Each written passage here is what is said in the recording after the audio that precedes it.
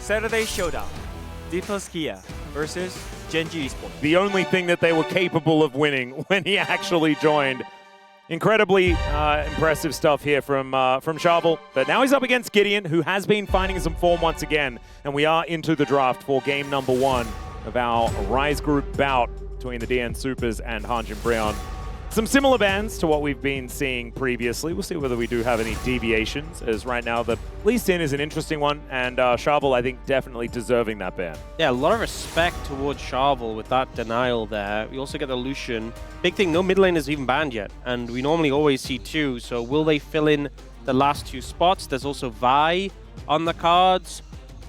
You know, when you ban something that feels a bit out of place, like the Lee Sin in the first rotation, it just opens up so much. And we end up getting the Galio taken away as well. Something that we've seen do quite well into Lock specifically, but when Orianna and Cassio are open, I'm not sure you're going to be early prioring the Lock. Yeah, this is the thing. Roma probably wanting to get his hands onto a Cassiopeia. I don't think you give that to Closer. I think Closer has looked way too good on the Snake Lady more recently. And we'll see whether DN Supers let it through. Yeah, they're going to ban away the Vi, and so that mid lane trade is going to be up and available. In theory, the Orianna Jarvan is there, so maybe the Orianna has a little bit of extra power, but I just think that you have to pick Cassiopeia here. Otherwise, Closer will win the game with that champion. Been very hard to match on it. And we'll see what Breon opt for. I think they could go for the jungle and then trade mids after, but I think it'd be a bit weird. Yeah, also a bit dangerous. Oh, it looks like they might do it. Okay, so taking the Jarvan away, so if they do pick the Orianna, you won't get the Orianna Jarvan combo at least, but... I think you're pretty safe from the prospect of DN Supers going like both Cassio and Orianna flexing it. I think the mages were already on the way out. Looks like it might just be a Jhin though for Dr. Amma pick he's had a lot of success on. That can play from a distance further away from where the Jarvan is and that level of safety, but they're going to lock in the Orianna first. Denying that Jarvan Ori. Say that they keep going back and forth. Trying to figure it out. So the Jhin will be the priority here. Dr. Arm had an unbelievable Jhin game, and you know me, right? I don't want to say things like that. You don't like saying nice things. I do not like saying nice things about Jhin, but man, Dr. Arm looked so good on this champion. So understandably, a lot of current comfort on that pick. But it means that they're not going to be able... Okay, the Orianna will be the choice. Orianna Jhin, the first lock-ins, is a little bit worrying. So now... just slam, lock Camille.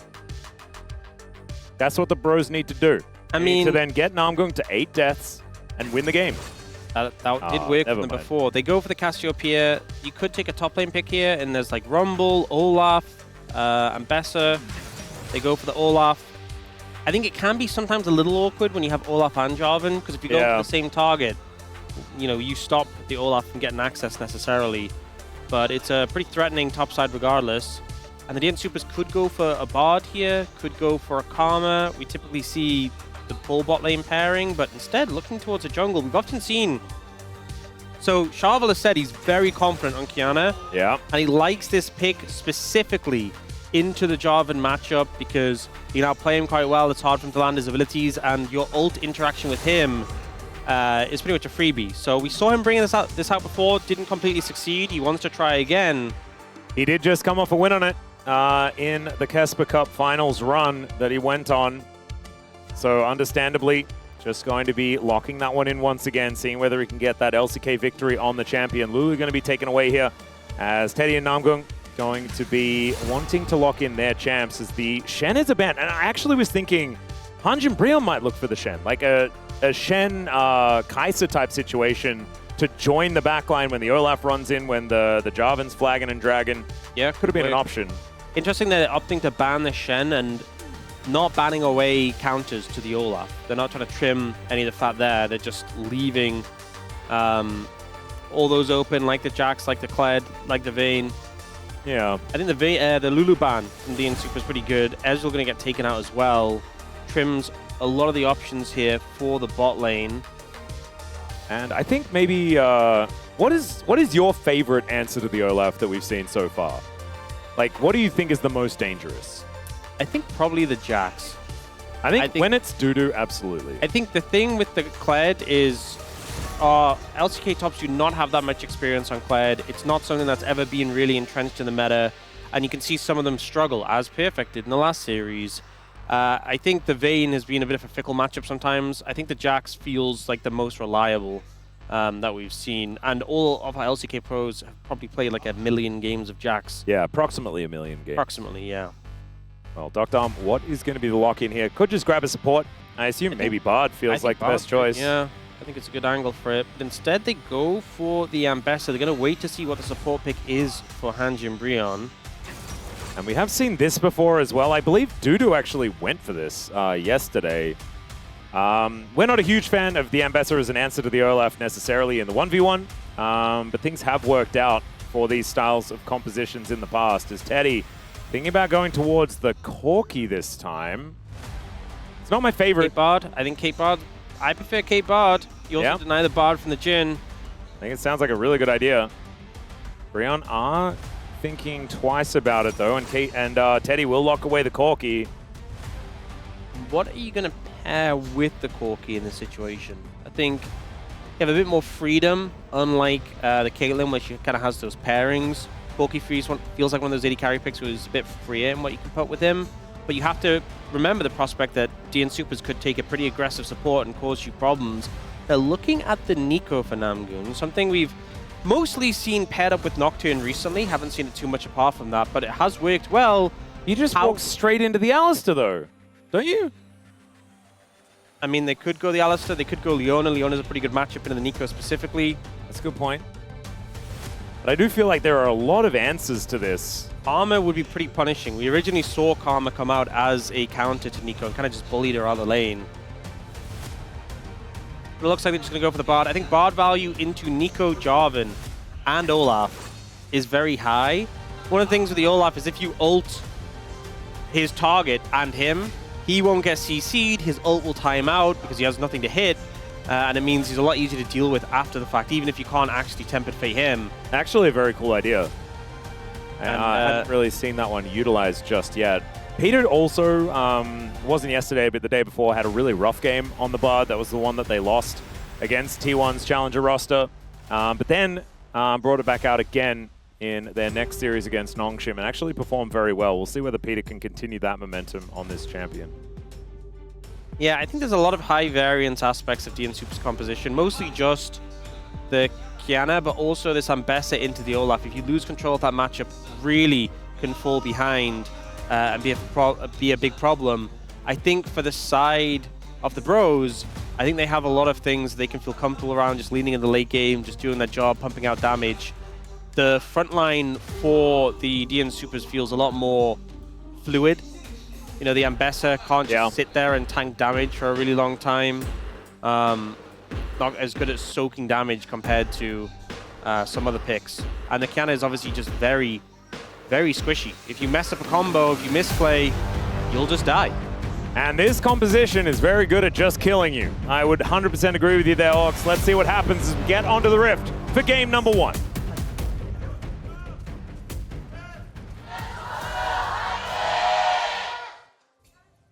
미니언들이 생성되었습니다. All right.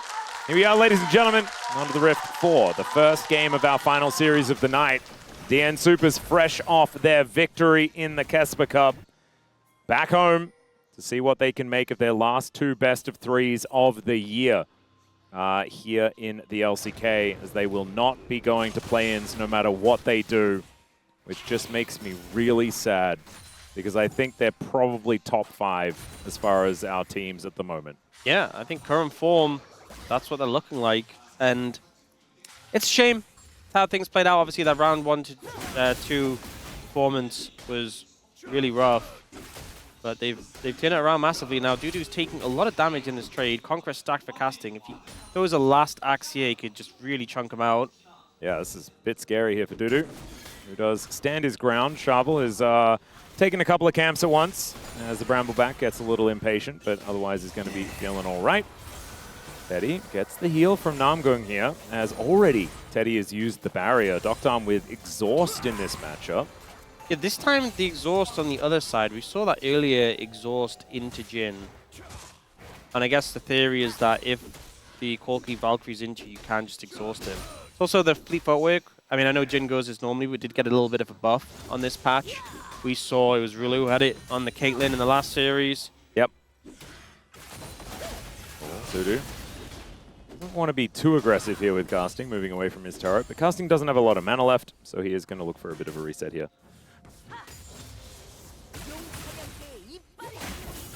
Could just be able to pick up all this farm.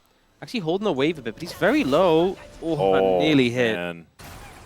Maybe he didn't even want to interrupt that, because maybe casting just turns around and just kills him. Yeah, important to know that casting has exhaust, so will take a while to walk back to lane, which means holding the wave there really valuable, but does make him very scary in the all-ins.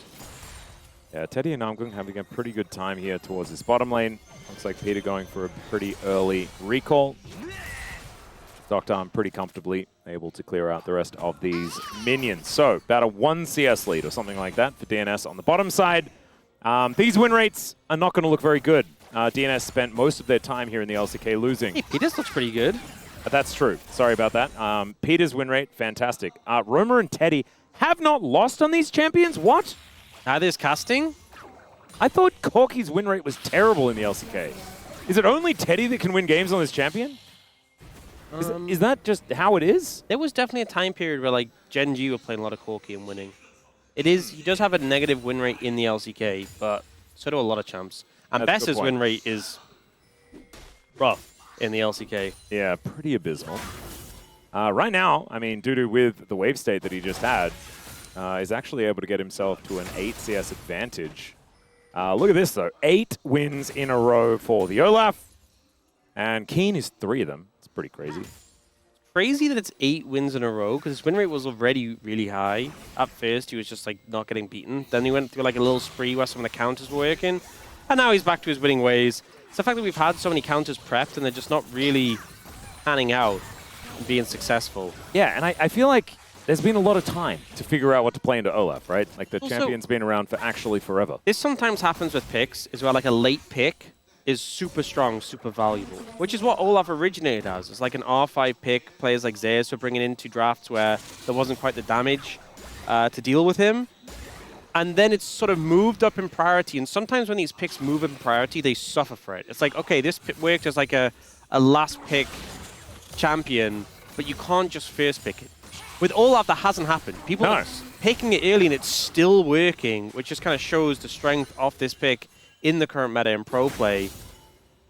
Just very obnoxious. That being said, Dudu is handling pretty well. We were questioning the Ambessa matchup into it. We've seen this not go so well. But right now, Dudu's handling it pretty successfully. And you know the spike the Ambessa gets later. Oh, no. There's the exhaust. Dudu going to have to flash Shovel in a great position. As the undertow not going to land onto the Kiana. Casting knew that that was the last one he needed to throw, though. So does make his way out. Flash actually exchanged for an exhaust here. So a big advantage for Casting. Not in the health department, though. Oh, how do you feel about that? Oh, my gosh. Is it my birthday? Oh, Jin on a losing streak. 8 in a row, though. Hey, that's a large amount of losses. That's interesting. Jin is on an 8 loss streak, and Olaf is on an 8 win streak. Do you think that those win streaks are going to be, those streaks are going to be halted tonight? Well, potentially, but I think the more prominent thing is that perhaps picking Jin when Olaf is on the other team isn't the optimal No, thing. I can fix that sentence for you. Perhaps picking Jin isn't the optimal thing to do. Yeah. Well, I definitely think there are some situations he struggles. Oh, no, that is a trapped bard. Yeah, and just going to yell at Doctorm as well. He pays for Peter's sins as he flashes to the magical journey. Peter looking worse for wear, but looks like they will be able to limp their way out. Not a lot of summoner spells to speak of here, though, and the Bros really off to a great start. I mean, it only gets worse from here as Teddy wipes out this wave. Another minion wave is just going to conga line to their death. And the Bros, I think, probably about a 600, 700 gold lead after this. Yeah, not the way you want the laning phase to go. Dr. and Peter moving over to try and stop the invade, and they both end up burning all sums for no sums on the side of Hanj and Brion. Charvel trying to invade on this red, but Gideon's already level 6. Yeah, just can't stay here. Oh my goodness. Casting, once again, going to be throwing some axes around, but it looks like Dudu is going to be all right. Level 7 to level 6. And Dudu gets all of those extra stats, Daniel. Did you know that Ambessa gets some health back after using her abilities? Oh. Armor penetration, just by skilling her He ultimate? heals based on the damage your abilities do. Is that what Yeah. you're saying? Wow. Yeah. Is this a new development, or has she always been this way? I think she's always been this way, yeah. Oh, wow, that's interesting. Yeah, that's pretty cool. Do you know which other champion in Yeah, this Pantheon. game Pantheon gets, also does no, that? gets stats at level 6? There's another one in this game. Oh. Wait, is there?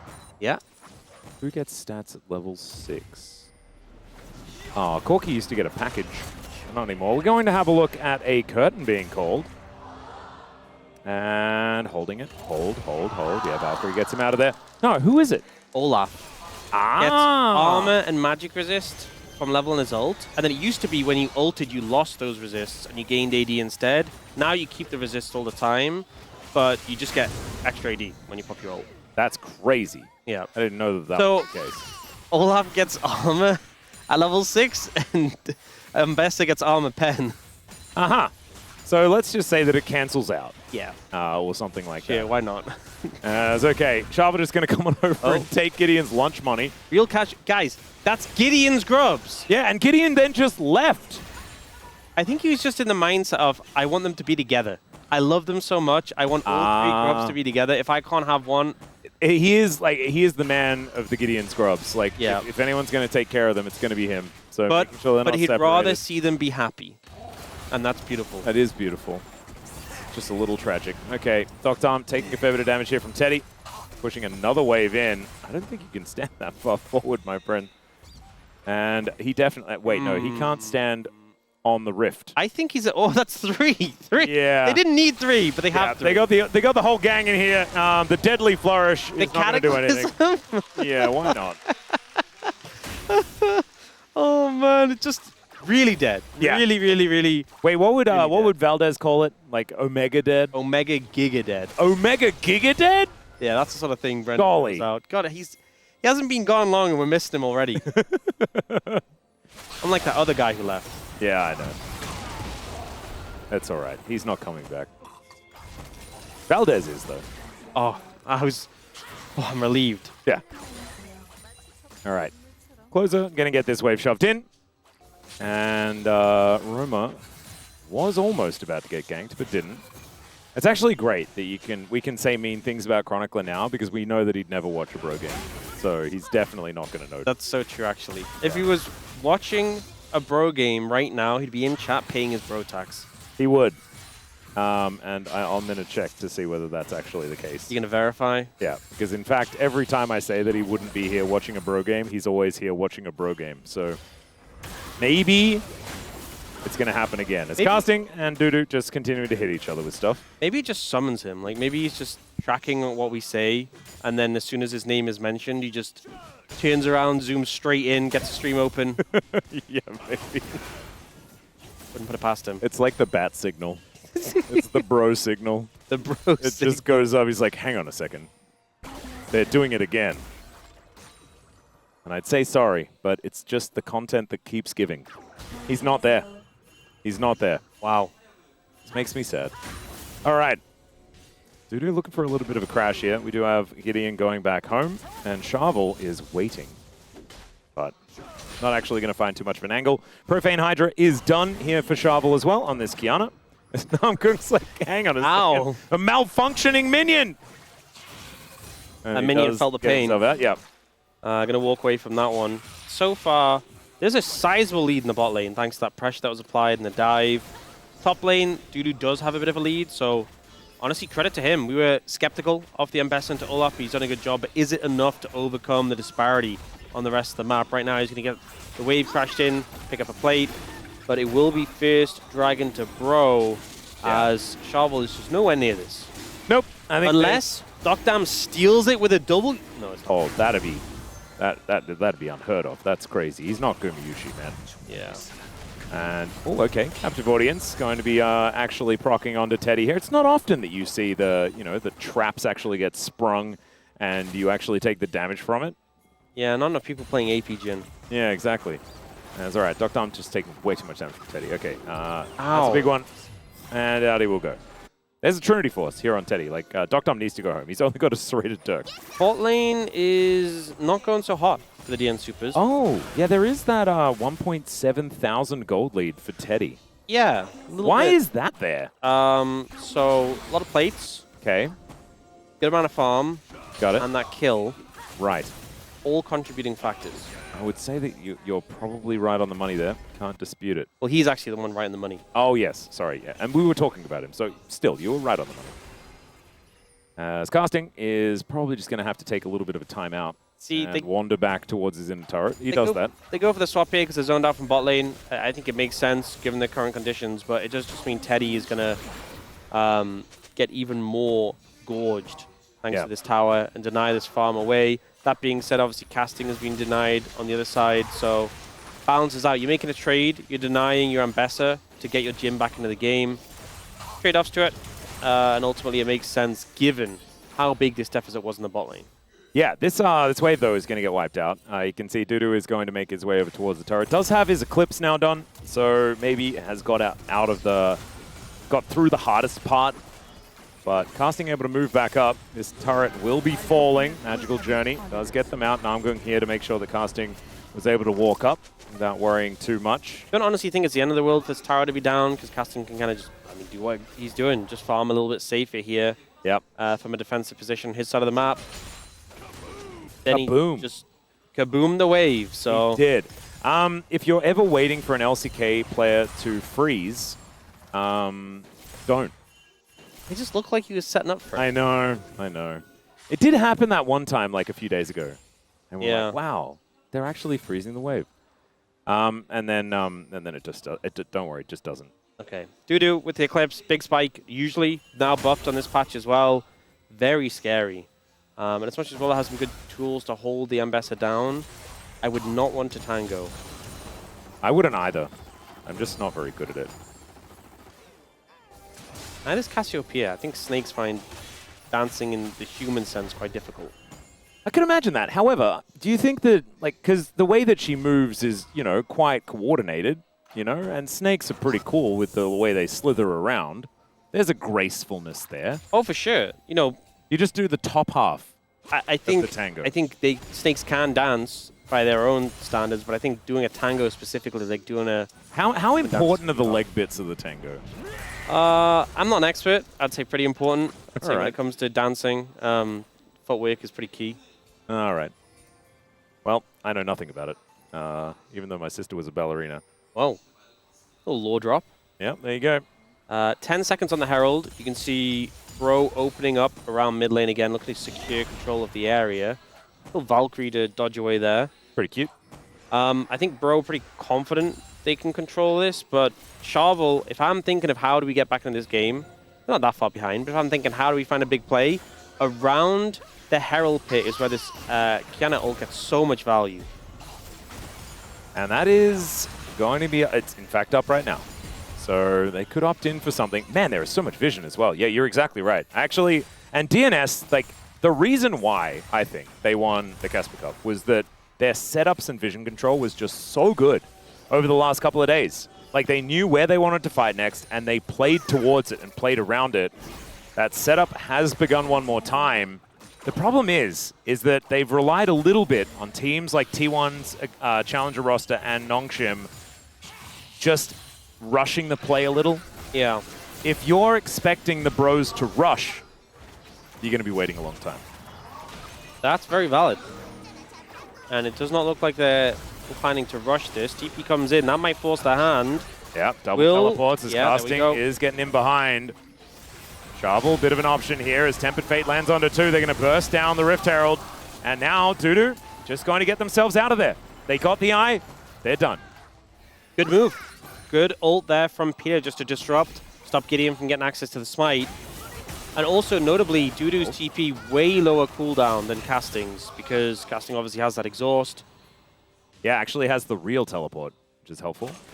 Does potentially sacrifice pressure around this dragon, though. Will DNS be able to move in here and contest? They do have vision of them going for it, but Charvel's not even close. Yeah, and they knew that Dudu had to go back home, right? His health bar was too low. Teleport is on cooldown. And so I think it should mean that the Bros, with the investment that they made, should be able to get this one done. It's an Ocean Soul, so DNS pretty happy. They gave over 2 dragons, but the Soul is not that strong. Decent on Olaf, to be fair, but not the most value. Now the Herald will charge in. Being ridden by Dudu as well as he does make his way back in here. And so Shelly going to get a bunch of plates. Hasn't actually taken down that turret just yet, but it's feeling like it's on its last legs. As the DN Supers, it's certainly a slow one from them. I think the team that does have the Kiana feels a little bit of that pressure to make things happen around this stage of the game. Yeah, I think you're still pretty strong as you hit 2 items. It's just after that when things start to feel a little bit lacking. Especially when you look at the carries that Hanji and Brion have. The fact that it's a Cassiopeia who ends pretty bulky, and a Corki who, I mean, to be honest, also ends up pretty bulky. He's got plated steel caps, got the help from Triforce, and then you have the Valkyrie as well for safety. Not the easiest targets for a Kiana to explode. Yeah. I imagine Teddy is probably going to go for the Collector IE build immediately after this, so it's not like he's building any more big more tanky items. But more of Malmortius has been a thing that they've decided to do as Teddy gets exhausted and still smashes the trade. Jin, everyone. Cataclysm does come on through here for Gideon, though, as Peter is just dead. Roma comes on over. That is 1 Twin Fang, I feel, as he just took that one down. All Gideon. As for value, pretty big there. You could see Peter standing next to the portal, asking if he could just leave, but did not have permission. Yeah, why did you put big circle rock around it? As Ragnarok going to be thrown down here as Dudu is chasing, casting out. And the Ragnarok actually times out. Decent exhaust there, makes sure that he doesn't take too much damage. The curtains are underground. Casting is able to escape at least. A lot of back and forth in the past minute or so. Both teams trying to find an advantage, trying to find angles. Ultimately, not that much being in terms of summoners other than castings. Yeah, the knockup comes in. He went so airborne. He was so high. He just floated up. Almost like the astronaut. Bar. Yeah, I'm actually surprised. Like, I felt like he could have still potentially clicked on the thing, but he wasn't actually able to. Cataclysm got in the way. And so a little bit of a shame there for Peter that he wasn't able to go through that magical journey. Gideon now completes his 2nd item. Jarvan is pretty large. Shovel is too. He's been farming up a storm on this Kiana. Teddy just got the Mirror Mana stacked, and to be honest, I feel like the Jin 2-item spikes don't feel as good normally. He has gone Ghostblade and is looking at Storm Razor 2nd, so I think that's a bit better than the Ghostblade Rapid Fire Tickle build. Yeah, I don't like the Mosquito Jin very much. But, I mean, to be fair, I don't like any Jin build because they're still playing Jin. Yeah. All right, Teddy. How crazy do you think it would be if Jin had decided his favorite number was 5 instead of 4? Whoa. He just had an extra bullet. And would they take the same amount of time to be fired out? Because I think that might actually change. Like, if his attack speed wasn't just guaranteed to be this slow. If he attacked, like, he got 5 bullets out at the same time he normally gets 4? Yeah. Maybe. Might help. It would change the entire identity of the champion. I don't think you could do it.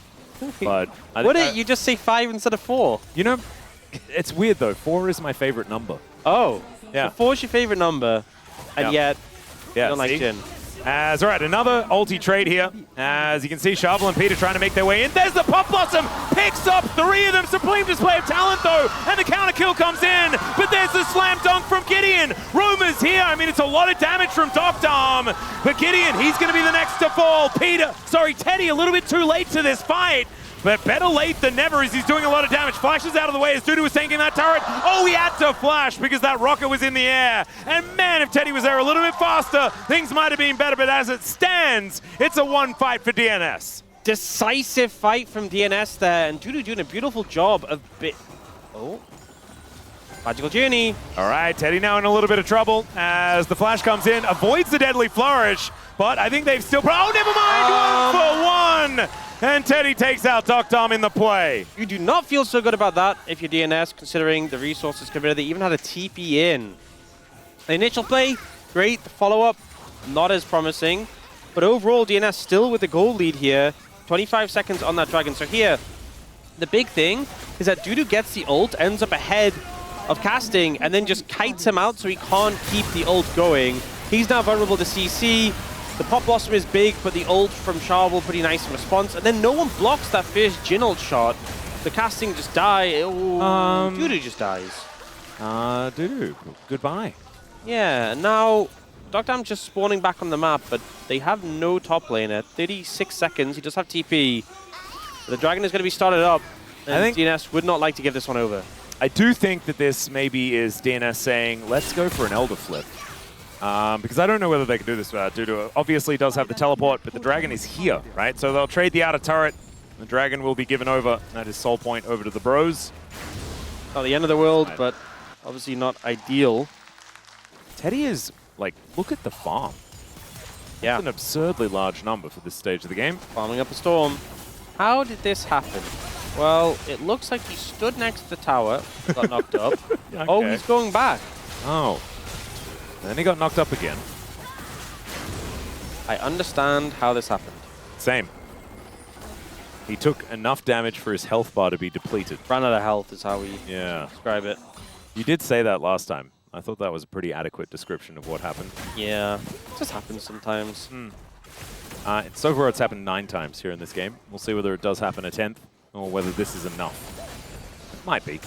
Dudu is able to grab some Krugs before this wave is going to be lapped up as well. That one's pretty juicy. And look at this. Bros with the coordinated reset. Teddy actually cancelled it, so never mind.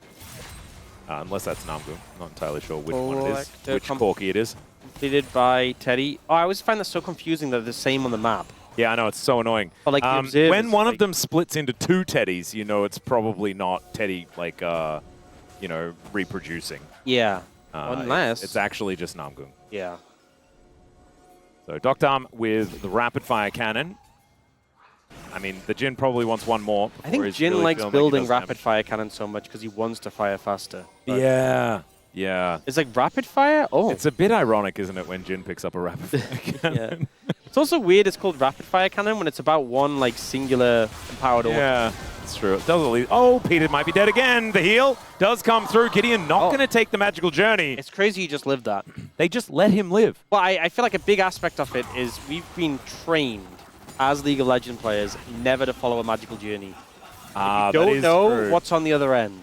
And you also know that the Bard is ready to press Q. He will stun you. So I can't hate him because, again, if he dies, that might just be Baron.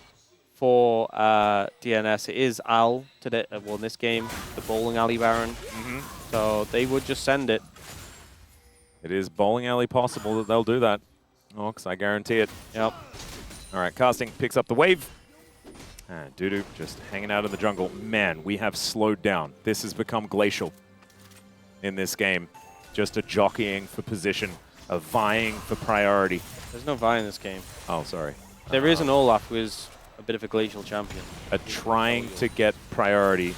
Is he the only Freljordian here? He is. Yes, I believe so. Oh, probably misses his kind. Yeah. All right.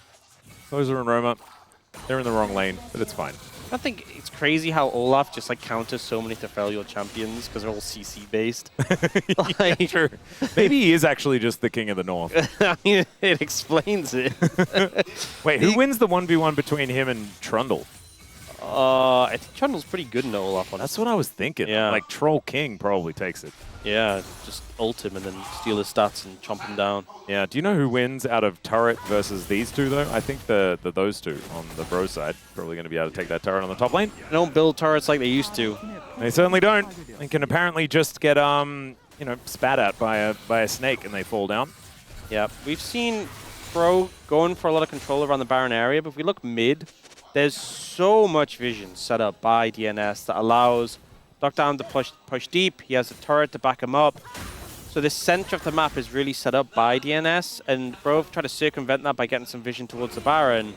But it does mean their position is a little fragile, especially Dragon up in a minute, and they just don't have many wards on that side of the map. They invested their time in warding up the Baron, so now they have to push in here.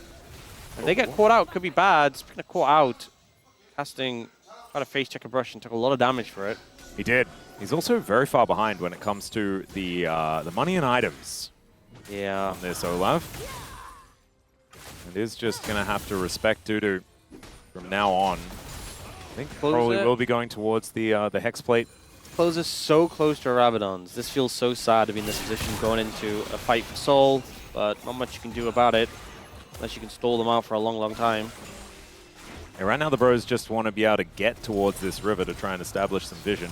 20 seconds to go until that is going to be a thing. Giving away one Ocean Dragon, though, probably doesn't matter at all. Thing is, I think that Bro want to keep up the tempo in this game. And by keep up the tempo, I mean start to do something finally. Pump up the volume. Yeah.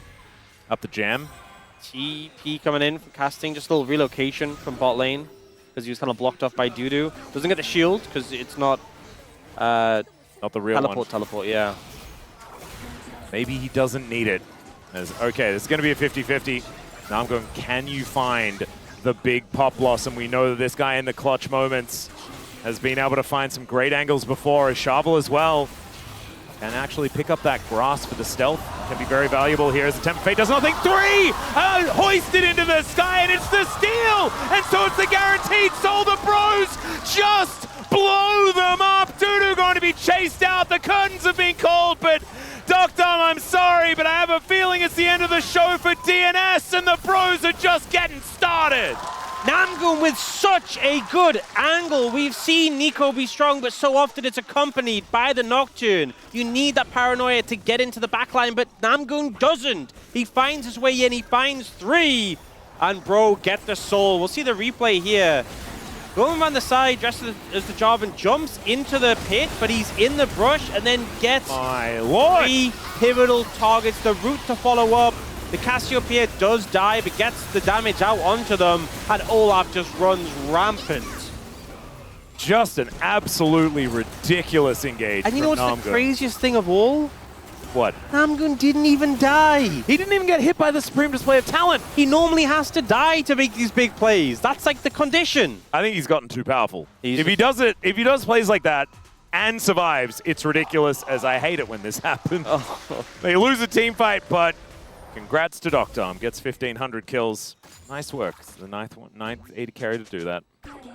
Really cool stuff. Pretty big achievement for him, but pressing matters in this game. Teddy going for the GA 4th instead of going for the IE or the LDR, one in that level of safety. And to be honest, no one's that tanky on DNS yet, and Bess is getting to that point where she's picking up a death dance, but you have a lot of damage on your team, and I think just survivability, not getting exploded by the key abilities is what Teddy's really going for here. Also, you are playing into a Kiana, so all that lethality gets shut down a good amount by the plated steel caps plus GA combo. Yeah, and there just feels like a lot of front-loaded damage on DNS's side, and if you survive through it, then you will generally be able to out-DPS them as the game goes on. I can understand that sort of mode of thinking as well, as Roma just buys the Forbidden Book. 5 stacks. We had the 7-stack Magi's from Showmaker. Now it's the 5-stack from Roma. All right, let's see whether we can put any more pages into that one. Probably wants to hit the 10 before it's really valuable. Double GA on Bro is pretty big. We did just get the Rabadons on Closer, which is a large spike. Not quite at the IE yet for Docdam, but a lot of big completions coming through. And also finished the Death Dance recently. That's Shovel in trouble. Yeah, he does find the ulti. It gets a bit of a stun, but I mean, he's still really, really dead. Now a teleport's coming in from Dudu. He's calling for the rest of the team to help him out, but it is the Bros backing away. Flag and drag from Gideon doesn't land onto Dudu there, and it looks like they just want to go over and take a Baron without there being a jungler there, as Peter and Docdam just... What? Teddy was killing both of them at the same time. Now the curtain is going to be called here. Let's see whether Docdam can actually get enough damage down to make this one stop. As the Tempered Fate actually going to buy the Bros a little bit of time with their Ocean Soul to make that health bar come back as Dudu gets in. Good sidestep from Teddy to not get hit. As Dudu is going to get hoisted into the sky. The flag and drag as well. Just to follow up on Namgoon's counter engage. Oh, he's going. Yeah, there is. Okay, he decides to go through the magical journey this time, but Gideon is going to find out why he didn't do it before, and that's because the Cosmic Binding was there. But now they've got Baron and they've got minion waves in position. Huge fight there for Bro. The pick onto Shovel initially, then they get the Baron and a couple of extra kills. Everything they could hope for on the back of that play. As it felt like the game was slipping away from them a little bit, they start to regain control. Ocean Soul also super nice in these extended sieging situations, or just from the Baron itself. And DNS are under pressure. It is so hard because they have 2 towards that top side that are pushing in that inner turret. These siege minions are protected. That Ian Super is just not able to do anything about this. So even before their post-Baron reset, the Rebel Baron power plays at 5K or something like that. Pretty close. That's a very large number. That is sizable here. Galvo just caught out and into the Cassiopeia. Once the Miasma comes out, it's so difficult to do anything. The Petrifying Gaze as well, perfectly timed there. And then this fight, I think if they just let the Baron go, it wouldn't be the end of the world. But they try to commit to this play, looking for Teddy, and he still has the GA. There's still the GA on Gideon. You're essentially fighting 4v7. Yeah. And the health bars just, they go back up again. As Gideon is now in amongst 4 people, flashes away, avoids the public execution, and just lives. Casting says, now is my moment. Supreme Display of Talent does come down, but Shovel is dead before it can even really do anything. Now Gideon's back one more time. Puff Blossom is, of course, under 2 to guarantee the kills. Pack it up, DNS. This one's all bro. They'll have to focus on game 2. Namgun finds both the carries again. Manages to get Closer and Dokdam in the combo. And with that, bro will push to end. Dudu's not going to be able to stop this. And bro, their place may be secured in the play-ins, but they want to move up in those standings and maintain their spot. Yeah, exactly right. And the bros say, yeah, congrats on your Kesper Cup victory, but you know what? We've done that already. We did that one before you, and we are the better team. They do manage to take down the Nexus turrets. They're going to wait for a couple of kills, as maybe this is just a little bit of celebrating to say congrats on the Kesper Cup win. But down goes the Nexus, and the bros, they win game 1. Issue managing to come through with a great draft, and Teddy really letting us know why his Corki is undefeated. Doing some big numbers. Namgun on the Nico had some insane engages. He's my POG if I had a vote. I feel like it's so fun watching him play these aggressive picks and just... 조심해. 라인 천천히. 야 미쳐 내가 볼게 이거. 미드 보자 우리. 미드 본데 맞아. 야 빼. 야 오리 농구. 민상이 봐줘 좀. 맞아. 야 오리 농구. 야 우리 앞에서 농구. 보자. 우리 앞에서 농구. 앞에다 봐줘. 야 오리 봐줘. 오리 노플. 패사 노플지. 찐. 뒤에 패사 노플이야. 미드 가면 끝나긴 해. 미드 가자. 끝나자. 나이스.